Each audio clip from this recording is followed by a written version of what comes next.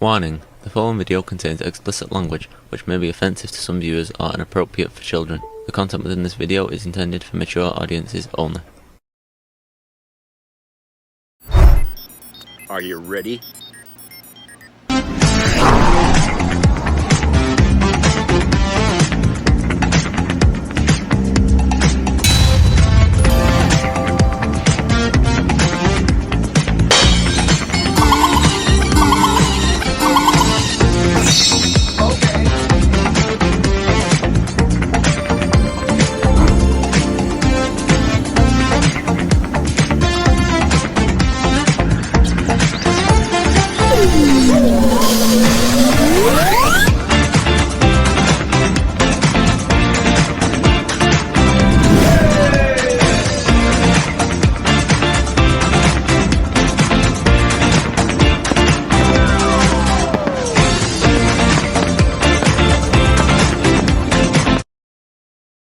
Hey everybody, it's Jeff.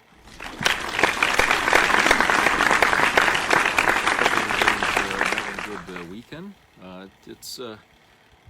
It's been sort of gloomy here, and right now the sun is peeking out here in Maine. At the same time, we got a sky that's got some really nasty looking thunderstorm clouds out there, but yet the sun manages to break through. So it's very confusing weather we're having here right now, but at least it stopped raining, and now it looks like it's a sunny, beautiful sunny evening here at 6:30 in the evening. So that's the way it is here. So I had a friend send me a article from the Washington Post, or a link to it, and I want to read that to you here. So let me go through here. You'll have to bear with me here because this is I have it copied into sections here, so I'd have to, anyway. Okay, it's written by Beth Reinhardt, and it was published on the 8th, and it's entitled "Trump Loyalists Pushes Post-Constitutional Vision for Second Term."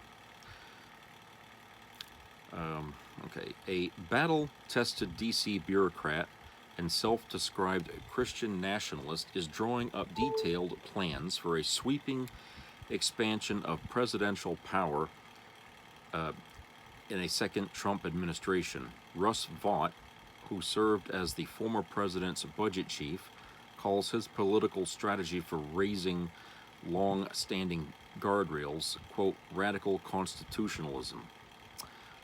He has helped craft proposals for Donald Trump to deploy the military to quash civil unrest, seize more control over the Justice Department, and assert the power to withhold congressional appropriations, and that's just on Trump's first day back in office.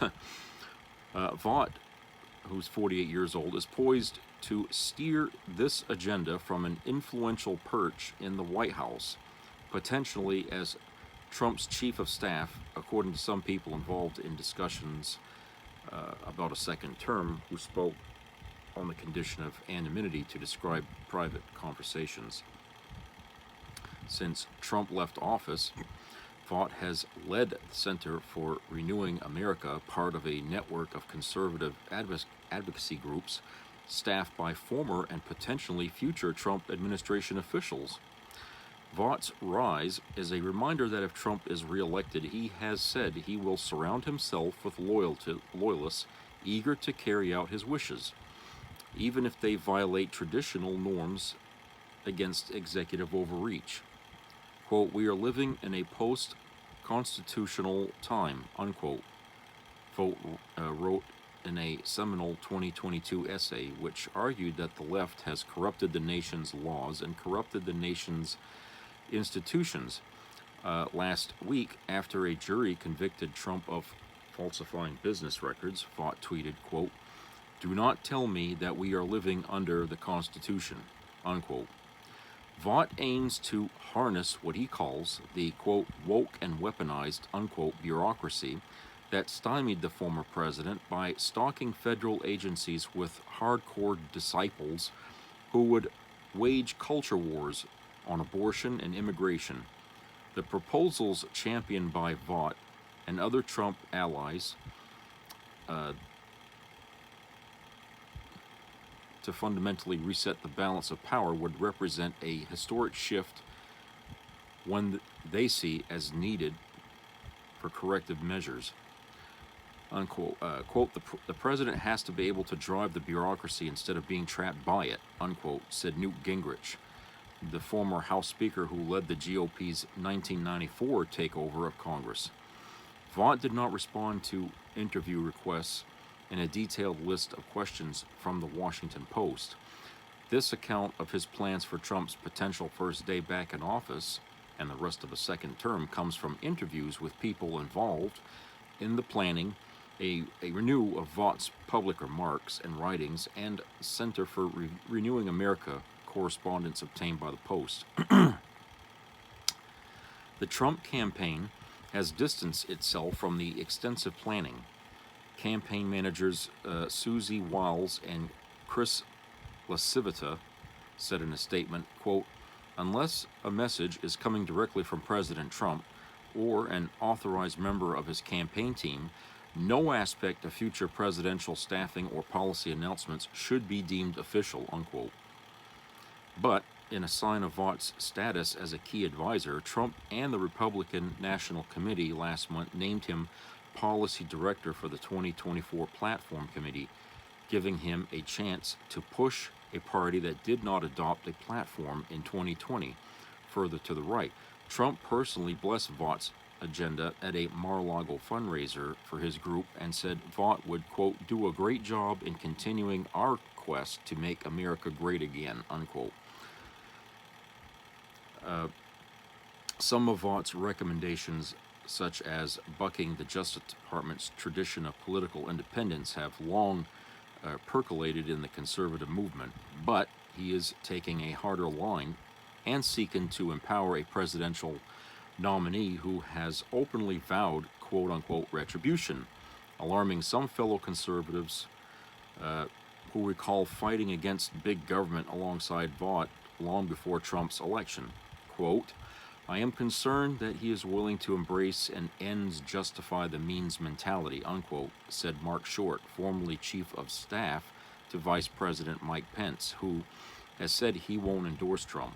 Vought, Short added, is embracing, quote, tactics of growing government and using the levers of power in the federal bureaucracy to fight our political opponents.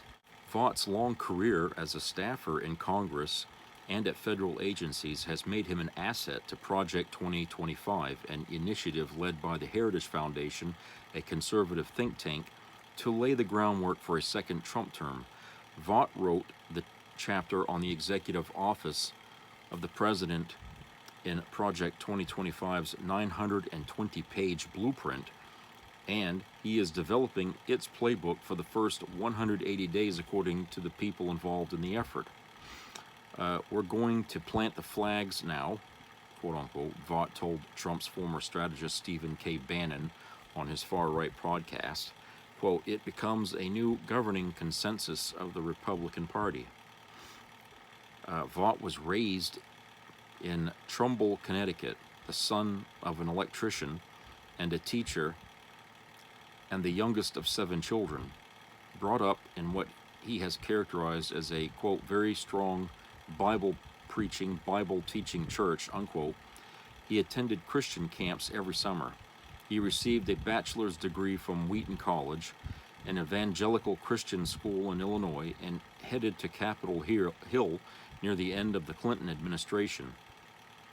Vought mastered the federal budget working for fiscal conservatives, including Senator Phil Gramm and Representative Jeb Henslerling, both Texas Republicans, while getting his law degree from George Washington University.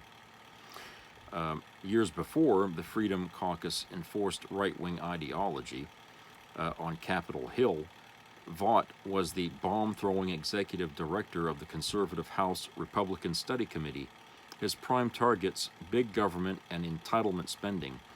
He worked under Pence then a congressman, who called him, quote, one of the strongest advocates for the principles that guides us, unquote, in 2010. That year, as the populist Tea Party movement was surging, Vought joined the Heritage Foundation's new lobbying arm from a Capitol Hill townhouse dubbed the quote-unquote frat house. Vought and his other brash young male colleagues tormented Republican leaders by grading their fealty to fiscal conservatism. Russ was determined to make our scorecard tougher than others out there, said Republican strategist Tim Chapman, who worked closely with Vought at Heritage Action. Quote, he wanted to separate the wheat from the chaff, unquote. Joining the Trump transition allowed Vought to put his principles to paper. Later, Pence cast the tie-breaking vote for his confirmation in 2010 as Deputy Director of the Office of Management and Budget. Vought ascended to the top post in 2019, but instead of slashing spending as Vought and other budget officials recommended, Trump resisted significant reductions to domestic programs and backed trillions in emergency pandemic assistance. The national debt ballooned by more than $8 trillion. Vought blamed Congress, and he stood by Trump throughout his tumultuous presidency as a procession of other cabinet officials balked at breaching what they viewed as ethical and legal boundaries. Quote, a bunch of people around him who were, constantly sitting on eggs and saying, oh my gosh, he's getting me to violate the law, unquote, was how Vought later described them at the Heritage Foundation event. By contrast, Vought found workarounds to fulfill the president's ambitions that tested legal limits and his own record opposing executive overreach and deficit spending. When Congress blocked additional funding for Trump's border wall, the Budget Office in early 2020 redirected billions of dollars from the Pentagon to what became one of the most expensive federal infrastructure projects in U.S. history. And it was Vought's office that held up military aid to Ukraine as Trump pressed the government to dig up dirt on Joe Biden, prompting the president's first impeachment. Vought defied a congressional subpoena during the impeachment inquiry, which he mocked as a, quote, sham process, unquote. The Government Accountability Office concluded that his office broke the law, a claim Vought disputed. Near the end of Trump's presidency, Vought helped launch his biggest broadside at the quote-unquote deep state in order to strip the civil service protections of up to tens of thousands of federal employees. The administration did not have time to fully implement the order. After the 2020 election, as Trump refused to concede, Biden officials complained that Vought was impeding the transition. Vought rejected that accusation, but wrote that his office would not, quote, dismantle this administration's work, unquote. He was already planning ahead bylaws for what would become the Center for Renewing America, were adopted on the day of Biden's inauguration record show. Quote, there's a marriage of convenience between Russ and Trump, unquote, said Chapman, senior advisor at Pence's group, Advancing American Freedom. Quote, Russ has been pursuing an ideological agenda for a long time and views Trump's second term as the best way to achieve it, while Trump needs people in his second term who are loyal and committed and adept at using the tools of the federal government, unquote. Since Biden took office, Vought has turned the Center for Renewing America into a hub of Trump loyalists, including Jeffrey Clark, a former Justice Department lawyer later charged in Georgia with trying to overturn Biden's victory in 2020. Vought called Clark, who has pleaded not guilty, quote, a patriot who risked his career to help expose voter fraud, unquote. Quote, I think the election was stolen, unquote, Vought said in a 2022 interview with Trump activist Diamond and Silk. He is no longer in touch with Pence, his longtime patron, who has said Trump's efforts to overturn the vote disqualified him from serving as president again, according to people familiar with the relationship who spoke on the condition of anonymity to describe a sensitive topic. The Center for Renewing America is Among several pro-Trump groups incubated by the Conservative Partnership Institute, founded in 2017 by former Senator Jim DeMint, Republican from South Carolina, the Center, a tax-exempt group that is not required to publicly disclose its donors, raised $4.75 million in 2023, according to its annual report. As Vought and other Trump allies work on blueprints for a second term, he is pushing a strategy he calls radical constitutionalism. The left has discarded the Constitution, Vought argues, so conservatives need to rise up, wrest power from the federal bureaucracy, and centralize authority in the Oval Office. Quote, our need is not just to win congressional majorities that blame the other side or fill seats on court benches to meddle at the margins, unquote, he wrote in the 2022 essay. Quote, it is to cast ourselves as dissidents of the current regime and to put on our shoulders the full weight of envisioning, articulating, and defending what a radical constitutionalism requires in the late hour that our country finds itself in, and then do it, unquote. In practice, that could mean reinterpreting parts of the Constitution to achieve policy goals, such as by defining illegal immigration as an, quote, invasion, unquote, which would allow states to use wartime powers to stop it.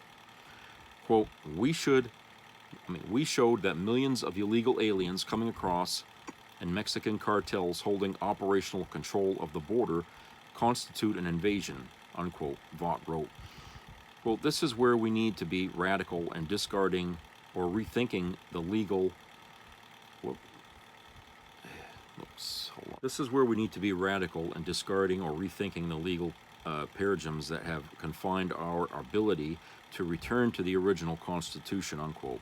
Vought also embraces Christian nationalism, a hard-right movement that seeks to infuse Christianity into all aspects of society, including government. He penned a 2021 Newsweek essay that disputed allegations of bias and asked, quote, is there anything actually wrong with Christian nationalism, unquote. He argued for, quote, an institutional separation between church and state, but not the separation of Christianity from its influences on government and society, unquote. Looking at immigration through that lens, Vought has called for, quote, mass deportation, unquote, of illegal immigrants and a, quote, Christian immigration ethic, unquote, that would strictly limit the types of people allowed entry into the United States. At a 2023 conference organized by Christian and right-wing groups, he questioned whether legal immigration is, quote, healthy, unquote, because in a politically polarized climate, quote, immigration only increases and exasperates the division that we face in the country, unquote. In a podcast interview last year, Vought said it's appropriate to question whether immigrants, quote, have any sense of the Judeo-Christian worldview that this country was founded on, unquote, adding, quote, and that doesn't mean we don't give religious liberty, but it does mean, are they wanting to come here and assimilate, unquote.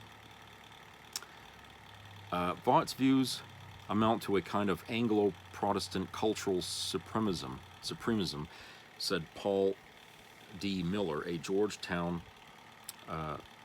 University professor who published a book critiquing Christian nationalism. Quote, the Civil War taught us that America is big and broad and strong enough to include non-Christians and non-whites, unquote. Include non-Christians and non-whites, Miller wrote an email. It also should have taught us that the greatest threat to the American vision are racial and religious supremacists, unquote. Vaught's playbook for Trump's first 180 days in office, the final phase of the Heritage Foundation's Project 2025, has not been publicly released, but a review of his proposals so far suggests that a second Trump term could breach even more political norms than the first. Vought argues that protocols intended to shield criminal cases from political influence, which were adopted in the wake of the Watergate scandal, have allowed unelected prosecutors to abuse their power, even as Trump vows to, quote, go after, unquote, Biden and his family without providing clear evidence of alleged crimes. Vought wants to gut the FBI and give the president more oversight over the Justice Department. Quote, Department of Justice is not an independent agency, unquote, he said at a Heritage Foundation event last year. Quote, if anyone brings it up in a policy meeting in the White House, I want them out of the meeting, unquote. Echoing Trump, Vought supports prosecuting officials who investigated the president and his allies. Quote, it can't be just hearings, unquote. He told right-wing activist Charlie Kirk on his podcast, quote, it has to be investigations, an army of investigators that lead to firm convictions, unquote. Vought favors boosting White House control over other federal agencies that operate somewhat independently, such as the Federal Trade Commission, which enforces consumer protection laws, and the Federal Communications Commission, which regulates television and internet companies. Trump's never implementing order from his first term, making it easier to fire government employees, would allow the White House to excise policymakers who resist the will of the elected chief executive. Quote, it really concerns me, and I know it concerns Russ, that these agencies have turned on the very people they are supposed to serve, unquote, said Representative Jim Jordan, Republican Ohio, who led a House panel that Vought pushed for on the alleged, quote, weaponization, unquote, of government. Vought also recommends reviving presidential, quote, unquote, impoundment power to withhold funding appropriated by Congress. The practice was outlawed after President Richard Nixon left office, but Vought calls that move, quote, unquote, unconstitutional. And he supports invoking the Insurrection Act, a law that updated in 1871 that allows the president to deploy the military for domestic law enforcement. On abortion policy, Vought calls for Congress to outlaw the drugs used in medical abortions, a hardline stance at odds with some Republicans who are sidestepping an issue that has galvanized Democrats in recent elections. Quote, my personal story has fortified my beliefs, unquote, Vought told anti-abortion activists in 2020, describing how his younger daughter, now 10 years old, was born with cystic fibrosis. The chronic illness can cause severe digestive and breathing problems and require intense daily treatment. Patients' average lifespan is 37 years, according to the American College of Obstetricians and Gynecologists. Vought said in that speech that 87% of the fetuses diagnosed with diseases are tragically aborted, although the Cystic Fibrosis Foundation, the ACOG, and other health organizations told the Post they were not aware of any research of that nature.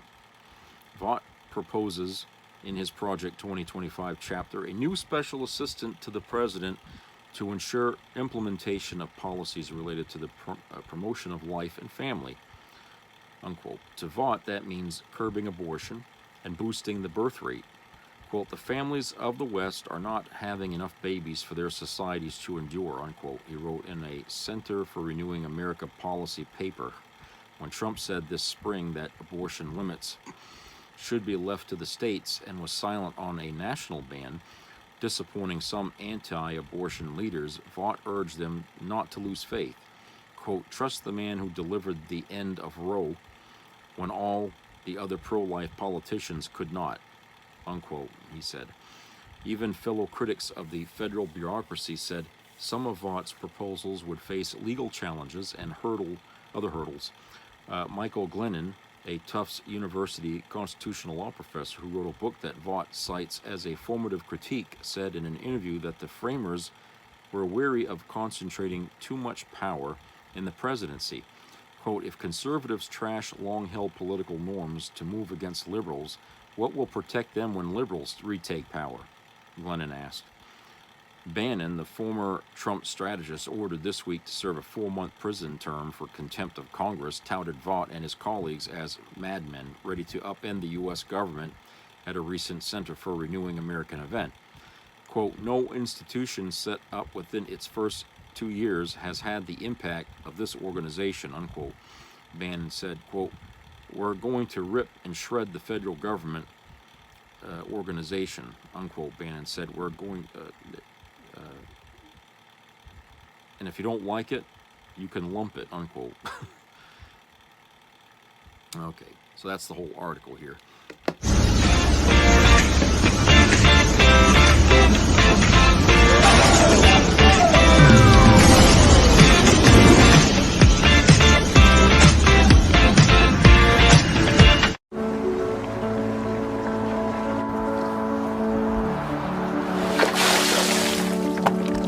This is me. This is me.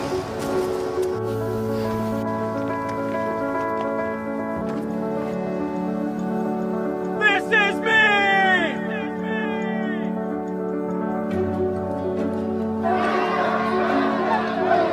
This is me.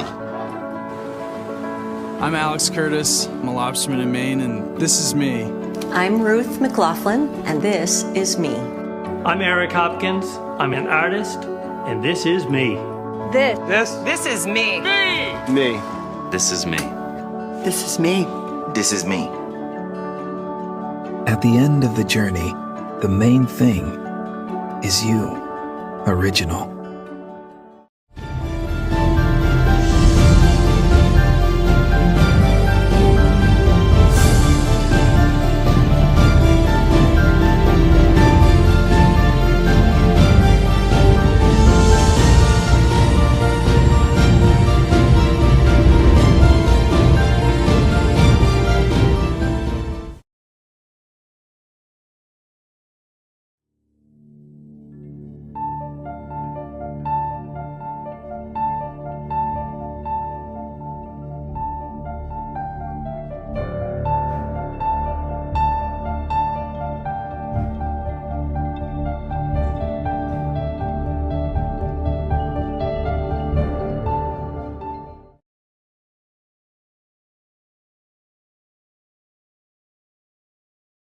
As Republicans continually have their head up their ass and can't figure out how to actually use the power that the people gave us. Ready, fight! My friends in the Freedom Caucus, Matt Gaetz and others, they're proving to the country that they don't care about doing the right thing for America. People are sick and tired of a feckless, useless Republican Party that never does a damn thing to stop any of this. I can tell you right now, people are going to stop supporting Republicans if Republicans don't get their act together and actually do something about this. The feud was between Congresswoman Marjorie Taylor Greene and Lauren Boebert. It was caught on camera. You can see them chatting there, and it led to a lot of questions. There was reporting that the word, and pardon my language here, or the phrase, little bitch, was thrown around. Well, one day we are going to row ourselves right off of that cliff.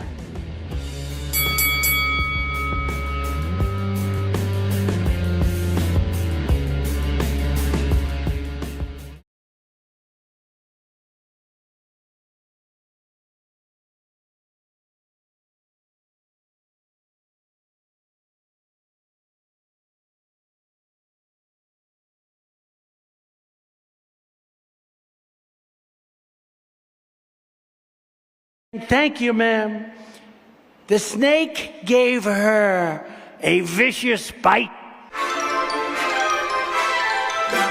Our country is sick. The USA is a mess. The sidewalks smell. Your country is being turned into a third world hellhole ruled by censors, perverts, criminals, and thugs. China just called to say hello. I said, I thought you were a DeSantis follower. Whatever documents a president decides to take with him, he has the absolute and unquestioned right to do so. I didn't take it out of my socks. I had boxes piled up in front of the White House. He's got boxes under his Corvette on his garage floor with a garage door that you can cut open with a scissor. They're not after me. They're after you. It's all bullshit. She clutched him to her bosom. You're so beautiful, she cried. Not that looks mean anything. Of course they don't. Today we have Rosie. Attitudinal, right? It's attitudinal. Tippy top. Bing, boom, boom, boom, boom. I will prevent World War III. Duh. 2024 is our final battle. Am I entitled as president to give myself the Congressional Medal of Honor? Pretty please, please. They won't know what the shit is happening. What you have to do is you have to do what you have to do. What I do for you, you have no idea. Shut up, silly woman. Said the reptile with a grin, "You knew damn well I was a snake before you took me in." It's the end. That's the end. Be a part of the entertainment value of a lifetime.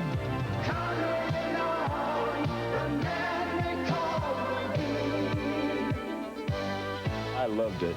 It was the best performance I've seen in a lifetime. I loved the show. I liked it very much. He's a very entertaining man. It's well worth the money. Now appearing in Charlottetown, coming to Halifax November 6th to the 18th, and St. John November 20th through the 26th.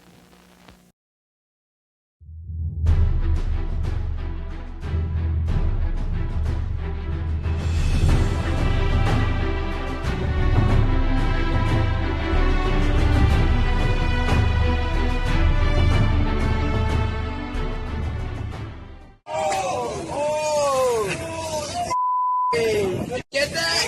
Holy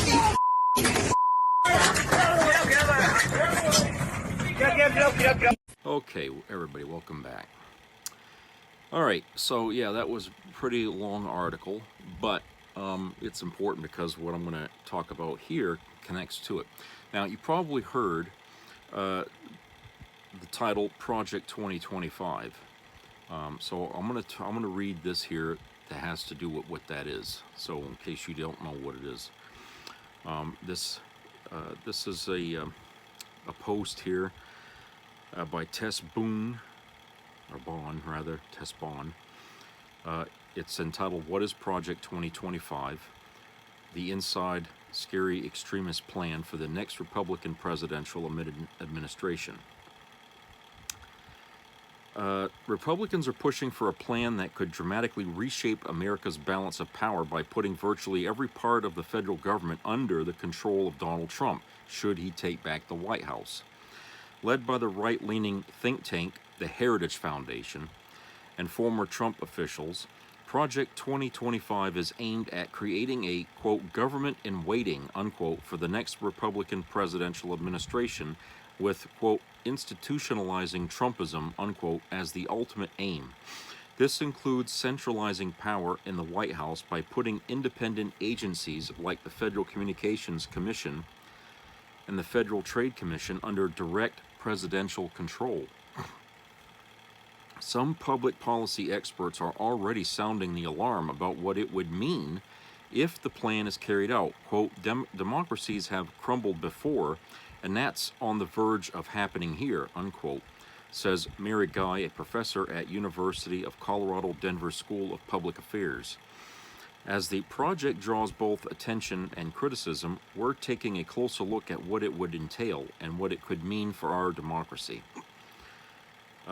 First, Project 2025 was proposed in April of 2023.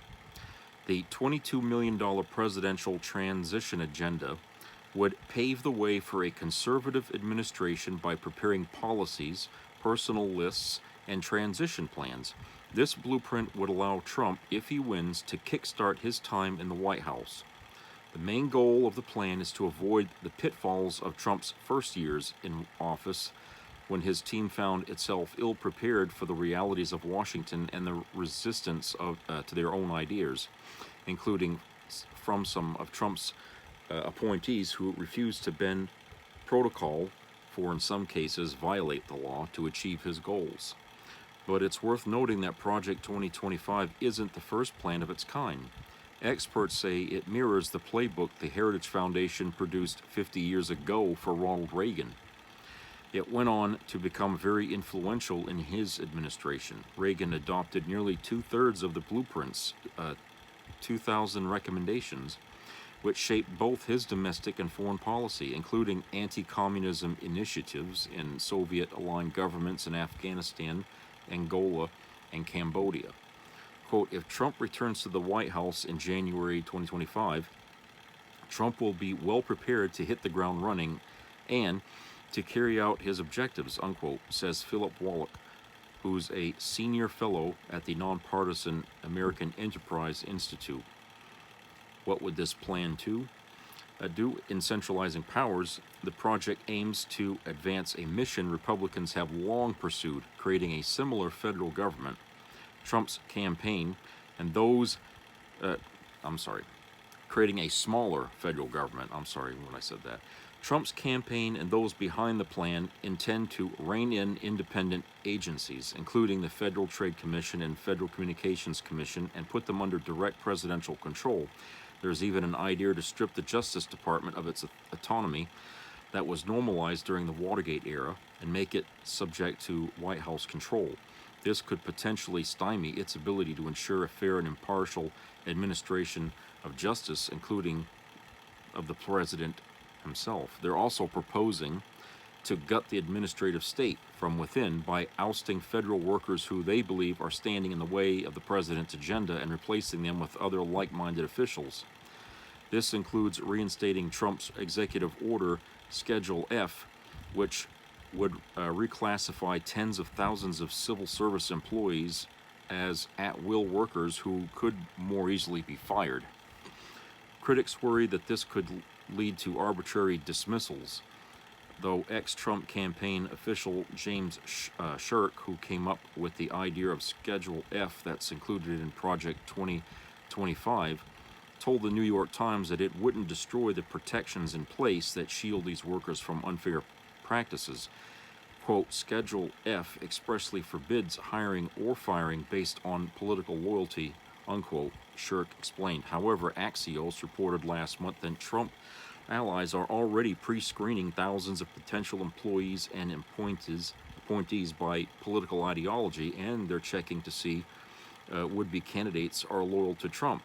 While most of the public attention has been focused on the plans to restructure the government, the blueprint also revives a failed push to add a citizen question to the census, which would ask for the U.S. citizenship status of every person living in every household in America. This was first proposed by the Trump administration in 2019 before it was later shot down by the Supreme Court for being, quote, implausible and legally inadequate, unquote. At the time, critics argued that making such a change would discriminate against minorities and scare off immigrant households from participating in the census over concerns that their response could be used against them to scrutinize their legal status. In turn, this could lead to immigrants being undercounted, meaning some states, particularly Democratic, could get less representation in Congress and less funding. While presidents usually rely on Congress to put policies into place, Project 2025 leans heavily on what legal scholars refer to as a unitary executive theory, which suggests that Congress cannot limit the president's control of the executive branch. Critics of that theory, like Columbia University law professor Peter Strauss, believe that this way of thinking is a fundamentally misguided and limited interpretation of the Constitution. Quote, the Constitution can only be properly understood as making the president the overseer of the government that Congress creates, not its commander, unquote, he says. Quote, the president is the commander of the military, but the power explicitly defined for him over ordinary domestic government is much less, unquote. Ultimately, the fear is that applying the unitary executive theory in this way would usher in a return of a political spoils system and lead to the development of an autocracy in which one ruler has absolute power. Project 2025 is the brainchild of American extremists who want to convert the nation from a democracy to an autocracy, unquote, says Guy. Quote, the plan does this by concentrating power in the presidency and sidelining Congress and the judiciary. Without the president's power being counterbalanced by Congress and courts, he will do whatever he wants, whenever he wants. He would be king, not the president, unquote. As concerning as the initiative may sound, Wallach believes some of these ideas around expanding presidential powers won't come to fruition. Quote, presidential campaign rhetoric has a tendency to promise the moon without that much reference to what's actually legally empowered as part of the office, unquote, he says. Despite its controversy, the theory does pose some legitimate questions about what the rule of law entails exactly, according to Wallach, who studies the separation of powers. quote, those behind Project 2025 would say that they're trying to vindicate the rule of law against people who are determined to thwart it, unquote, he says. Quote, but critics of the project would say these folks are just hoping to empower themselves beyond what the law actually allows, unquote. Okay, so all of this, everything, the other article I read in this one, it sounds to me that what the Republicans are imagining and what they're hoping for if Trump gets back in there is that they are going to tighten their grip around the throats of Americans and the government. And they're basically, I don't think they really care what the Constitution actually says in their mind. I mean, they got scholars, they got people that read all that stuff. And believe me, they understand what's going on or what's being planned here. And I feel like, you know, these are the same kinds of extreme ideas that Nazi Germany, or the Nazis in Germany, were planning in order to get Hitler in power and to keep him in power. Was, you're going to have to get rid of what we have as a system of government in order for him to be a dictator, in order for him to do and get away with things that he wants to do. And like I said in the previous video, the rich people in Germany backed this fucker. Okay, he promised them all kinds of favors, and you know, they sided with him. And Trump has done the same thing here. Okay, he's made a lot of promises and promised to do favors for the rich here in this country who want to see, you know, less government intrusion on, you know, on their ability to make profit. More monopolization of the markets, you know what I'm saying? And part of that's like, you know, controlling like the FCC and you know, other offices in our government here that try to regulate things. They want to get rid of all that. They just get rid of it. Okay, because it keeps them from making obscene more, well, as if they haven't getting it now, but they want to make more profits. And the thing of it is how high up can they possibly get, you know, before it all comes crumbling down? Because if you make it so, if you turn capitalism into, if you weaponize it like they're trying to do here, if you try to weaponize it, the only people that are going to benefit in the end from that are the elite at the top. And they'll be picking each other off until there's only one left. And the thing is that it's an upward degradation of the capitalist system by ignoring the regulations, by doing away with those regulations, by continually enriching the top of this country to the point where there's nothing left at the bottom to sustain it. Okay? They'll have to go to other countries in order to get more investment in their companies, because there won't be any money left in America to make of. Okay, you know, it would just leave everybody behind. All the regular people, middle class, if there'd be a middle class left, all the poor would all get left behind, because the rich would have taken off with all our money and they would be out playing in other countries with it instead. Okay, the treasury and the government, that would all be gone. They would have just sucked the power of the government right out. It would look like Russia, you know, where people we'd have a barter system left in this country if we follow what they plan to the end. Okay, that's what we'd end up with, you know, a wealthless country, and it won't matter to them. Okay. It won't matter to them, because, you know, they can create the life they want no matter where they go in any country. The rest of us, on the other hand, you know, because everything depends on wealth, people can't really enjoy life in this country unless they have money. And the less they have, the less they can enjoy it, the less they can do. I mean, you know, life in America, the American dream, it would just be that, a dream. Okay, there would be no fucking way to get to it. If we let them get away with stuff like this, okay?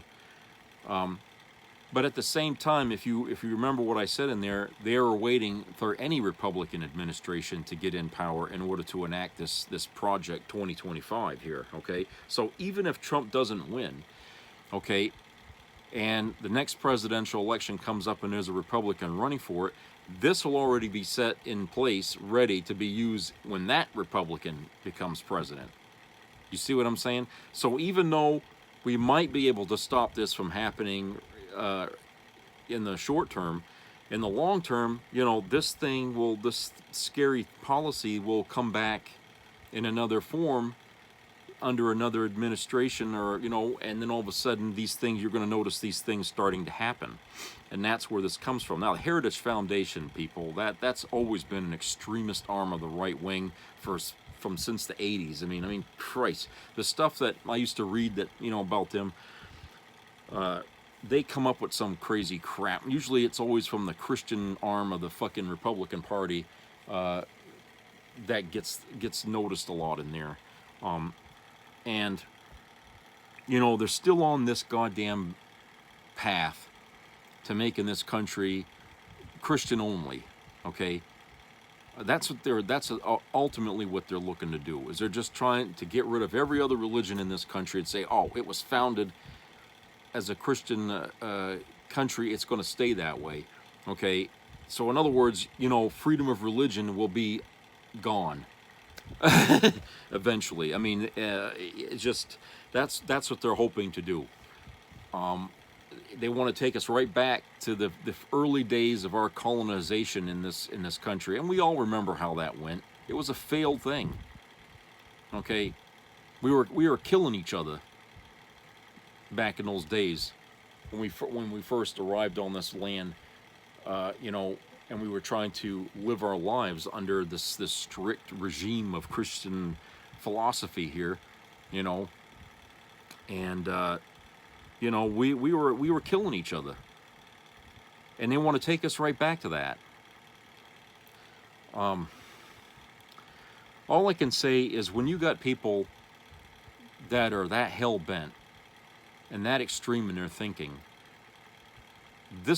you open this door to, you know, a huge swath of the public standing up against it, okay? A huge swath. People will not accept it, okay? People will not accept that. And if they think they can just slip into the White House with the Republican president and then just start on day one, start injecting shit like that in there without a fight, you know, I don't know what they think. I mean, do they think the left is just going to roll over and take it? No, it's not going to. And if they can't convince the left that what they're doing is right, then how the fuck do they think they're going to do this and get away with it? That's what I'm wondering. You know, the opposition against these kinds of things are just as strong as their momentum is at pushing it forward. So what happens when an immovable object is hit by an unstoppable force? You see what I'm saying? This is only going to end in one way. If they try to start doing this. Sure, I know about the boiling pot, you know, the frog in the boiling pot theory. I know that, you know, people will just keep trying to adapt as it goes. But there will come a point when that son of a bitchin' frog's going to jump out of that pot, you know, before it boils to death. All right? The instinct to survive is going to take over. So they can crack Washington, you know, with this stuff as much as they can, but they're not gonna bring it down. They're not gonna destroy the Constitution without a fight. All right, and I'm hoping that the Democrat side, the left, will be there to ensure that these things that they're planning are challenged and explained to the public to the best of their ability, so that people understand what's at stake here. What are they doing? Project 2025. People, you ought to be reading about that and thinking about that, because, you know, we got an election in 5 months, and they're already talking about this shit hitting the ground running if he's elected president. You see what I'm saying? So what I'm saying is that, you know, if you don't know what this is, if you don't know what Project 2025 is, then you need to read it. Look it up, read it, you know, and find out what it is that's going on and how it's going to affect us in the days to come, if they come. And like I said, even if Trump doesn't win, okay, that doesn't mean they're going to throw this idea out, okay? It's still there, waiting for a Republican presidency, you know? That's why I say this problem that Trump brought into our government is something that's going to change our government as much as 9/11 did to this country, okay? His 4 years as president and all that happened under that and around that, and then 10 years, you know, that he's been in the politics has really set fire to a lot of things in our government that have really upset the balance, you know. And I'm just, you know, like I said, I guess people really don't know, or really don't feel like they know enough about what's going to happen if he should win. Because if they did, Trump probably wouldn't have, you know, as much of support that he's getting now. Okay, not that he's got a lot. Okay, I think a lot of times the rhetoric coming out of the Trump campaign there is bluster and overbloated for propaganda purposes and to give this false sense that, you know, Biden's in trouble. Okay. I personally don't believe that. I don't think Trump really has the numbers to put him back in office, okay? But that doesn't mean I'm telling anybody to stay home and not vote because of it. He won't win if everybody gets out and votes like they're supposed to. If people stay home, yeah, he might have a chance to win. If the Democrats aren't motivated to go and vote for Biden, yeah. But if they do go out and vote, Trump probably won't win, and, you know, his star will continue to fall. But that doesn't mean that the Republicans won't look for somebody else to stand behind, because Trump's damaged goods. If, you know, he already is in a way. I mean, think about it. If he was running for president for the first time right now, with everything that just happened, you know, the trial, the rape, all that other stuff that's happened, that's come out about him. I mean, I don't think he would have lost the primary. I think, you know, whoever else would have ran against him would have gotten that instead of him. But because he had 4 years as president, all right, and he's so good at reeling in the bigots and saying all the wrong things that bigots love to hear, because he's so good at it, yeah, he's got a following, but it's a cult following, all right? It's a cult following, and it's a lot of people who are very ignorant, who don't understand the truth, the reality of what's going on in our country, who are told to hate the president right now because he's Democrat, you know, basically, but they don't give him a reason to hate the guy. They just throw mud at him, and they tell you to hate him because the mud stick to him. You know what I'm saying? It's bullshit propaganda.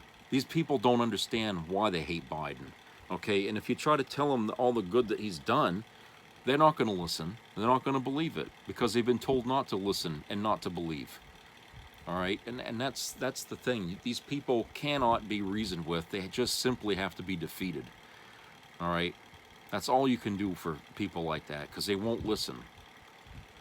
So, anyway, that's pretty much it for now, and I hope everybody has a great upcoming work week here. So please subscribe, comment, and share, and please keep your ears open for any health-related issues out there, and treat each other kindly.